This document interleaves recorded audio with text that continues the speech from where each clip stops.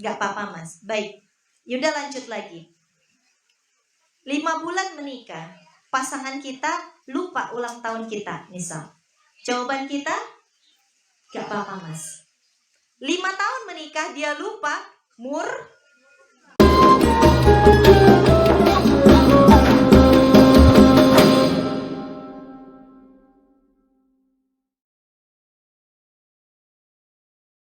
kita pakai perhiasan cantik nggak? Nggak pakai tetap cantik nggak? Tetap bisa cantik, betul nggak? Contoh, di sini ada yang pakai gelang emas. Kok bingung? Ada yang pakai gelang? Ada? Oke. Ada yang nggak pakai gelang? Tetap bisa cantik nggak?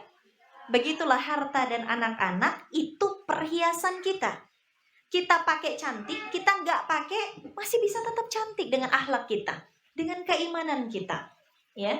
Tapi amal kebaikan, al-mal wal banuna zinatul hayatid dunya wal baqiyatus shalihah.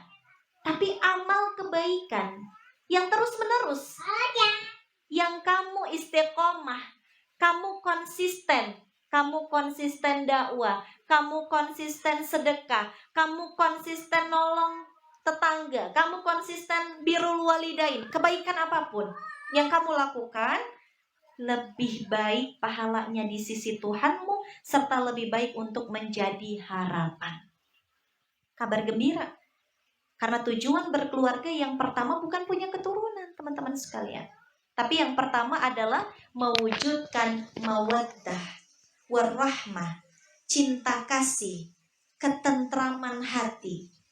Bagaimana ketika pasangan melihat kita, itu bukan lagi seperti melihat makhluk, tapi seperti melihat bidadari. Bisa nggak kayak gitu teman-teman sekalian? Jangan sampai ngelihat kita kayaknya kepanasan gitu ya, karena marah-marah terus. Tapi ngelihat kita itu udah kayak lagi semriwing di bawah AC, sejuk, adem, tenang kan gitu. Quran surat Ar-Rum ayat 21. Makanya tadi Yunda katakan, kecocokan hati lebih penting daripada kecocokan fisik. Bagaimana ciri-ciri orang yang ada kecocokan hati, Teh Yunda? Kecocokan hati itu, teman-teman sekalian, ketika kita sedang bersama dengan pasangan kita, bukan cuma menghadirkan fisik, tapi menghadirkan hati kita. Ini kita duduk di sini. Ada yang orang duduk berdua, tapi serasa duduk sendiri, betul nggak? Teman-teman pergi makan sama pasangan nih malam Ahad, pergi makan sama keluarga, ada yang merasa dia makan sendirian. Walaupun ada anaknya, ada istrinya, ada suaminya, tapi dia ngerasa kosong. Kenapa? Karena tidak ada kecocokan hati. Ada yang jauh dari pasangannya, tapi kalau sudah cocok hatinya, itu saling terpaut. Itulah tadi makna dari Quran surat Ar-Rum ayat 21. Kecenderungan, kalau pasangan yang gak ada, dia rindu ingin pulang ke rumah. Kalau kita kan sekarang kebalik. Kalau pasangan kita lagi keluar, kita bahagia. Kalau pasangan kita lagi gak ada, kita happy. Bener gak kayak gitu? Yang sudah menikah yang paham. Yang belum menikah kayaknya, aduh gak tahu deh udah rasanya gimana ya. Betul, kadang-kadang kita merasa demikian, ya. Makanya Yunda bilang, ketika kita sudah menikah, ketika kita sering berantem dengan pasangan kita, dari situlah kecocokan hati itu pelan-pelan mulai rontok. Ketika kita awal menikah, lihat teman-teman, coba kita flashback. Teman-teman boleh catat, yang sudah menikah, boleh catat ya. Ini catatan penting banget, nanti dibaca lagi. Yang sudah menikah coba catat. Dulu, awal menikah, ketika pasangan kita ngelakuin kesalahan, apa jawaban kita? Gak apa-apa mas. Betul gak? Catat jawaban kita. Gak apa-apa mas. Baik, yaudah lanjut lagi.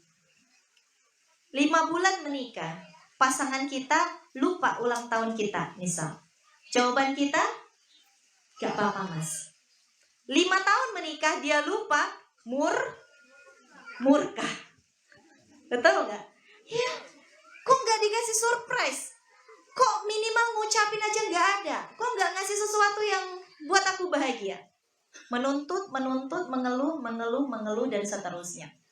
Padahal diri kita awal menikah nggak seperti itu. Betul nggak teman-teman sekalian, bunda-bunda sekalian? Betul. Gak apa-apa mas.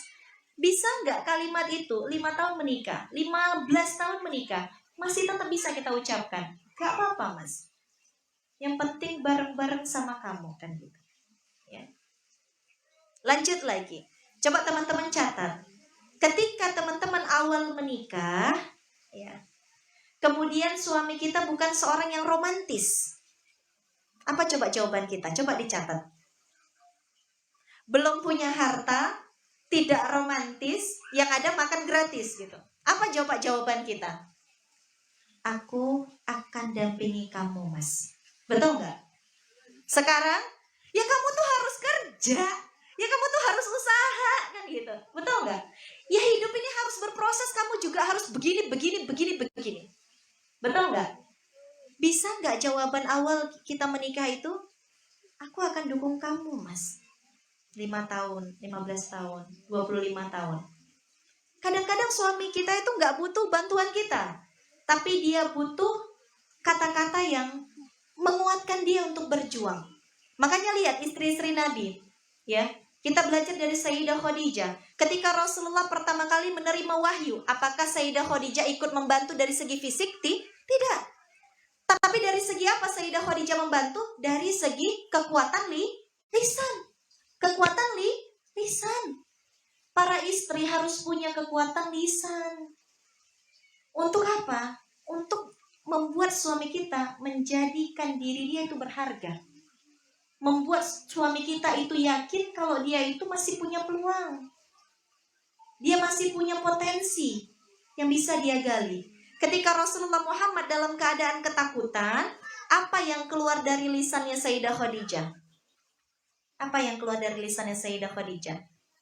Dipeluk, dibawa ke kamar, diselimutin, nggak sibuk merepet, nanya kamu dari mana, kenapa kamu ketakutan, kenapa kamu begini, bla bla bla bla bla, enggak. Dikuatkan, diselimuti. Apa kata Sayyidah Khadijah? Kamu orang yang selalu beriman kepada Allah. Kamu orang yang selalu menyambung tali silaturahim. Kamu orang yang selalu mengutamakan kebahagiaan orang lain. Maka kamu berhak untuk mendapatkan kebahagiaan juga.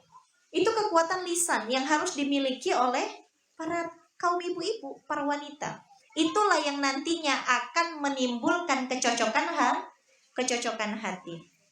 Baru yang kedua selanjutnya, baru tujuan berkeluarga itu punya keturunan. Itu bukan nomor 1, nomor 2. Kenapa punya keturunan? Karena di dalam Islam Rasulullah Muhammad SAW berbangga, Bu, dengan banyaknya jumlah umatnya. Jangan sampai kita seperti buih di lautan, banyak tapi nggak manfaat. Betul nggak? Betul.